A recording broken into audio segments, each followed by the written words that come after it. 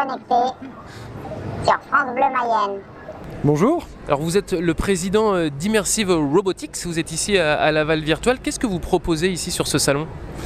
Alors Immersive Robotics, en fait, on présente, comme notre nom l'indique presque, on présente un robot qui va mélanger des technologies propres à la robotique et à la réalité virtuelle. Et le résultat, c'est Waldo, donc notre premier produit. Et Waldo, c'est un robot que vous allez littéralement pouvoir incarner. D'accord. En fait, comment ça? Vous pouvez vous connecter sur Waldo en utilisant par exemple un écran 3D ou un casque de réalité virtuelle. Et vous allez voir en 3D ce que voit Waldo, entendre ce qu'il entend, vous pouvez parler, ça sera retransmis, même s'il est installé à 500 ou 5000 km.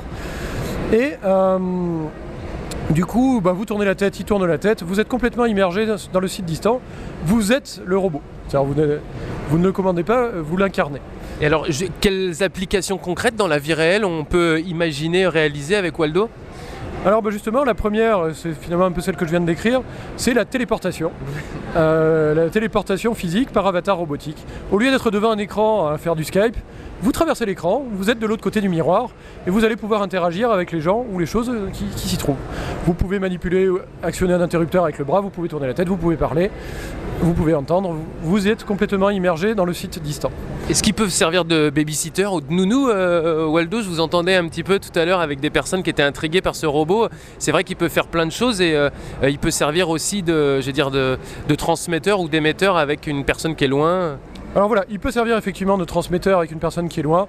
Vous voulez permettre à la grand-mère de venir voir ses petits-enfants ou à votre mari qui finalement passe son temps à voyager pour le compte, mettons, d'une compagnie pétrolière, de visiter ses enfants de temps en temps. En fait, vous êtes dans une chambre d'hôtel, vous enfilez votre casque, vous vous connectez sur le Waldo qui est resté à l'appartement, vous êtes sur le tapis du salon avec vos enfants.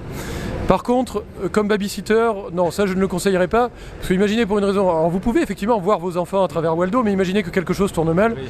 J'ai peur que Waldo n'est pas un robot chirurgien, par exemple, donc je ne préconiserais certainement pas, je ne cautionnerais pas cet usage. Il sera commercialisé ce Waldo? Tout à fait, donc Waldo devrait être commercialisé à l'été. Lors du lancement, en tout cas pour les 30 premiers exemplaires, on devrait pouvoir le trouver aux alentours de 600-700 € pour la version Avatar, donc celle qui permet de faire de la téléportation, etc.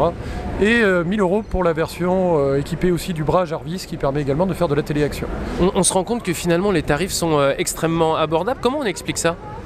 Eh bien, en fait, d'abord par une conception, en fait, c'est un objectif majeur du projet, dès le départ, que de faire un robot qui soit à la fois utile, donc alors non seulement comme avatar, mais il peut aussi se rendre utile dans une maison.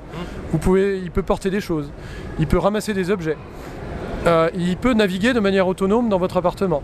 Donc en fait, il s'en construit une représentation, une carte, et ensuite vous pouvez lui dire va dans telle pièce, ou suis-moi par exemple avec une pile d'assiettes.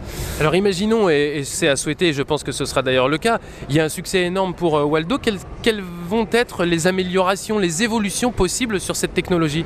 Alors Waldo en fait a vocation à être une plateforme, c'est-à-dire qu'on peut très facilement y ajouter des capacités ou des capteurs. Vous pouvez brancher dessus un écran par exemple si vous voulez transmettre des images via Waldo.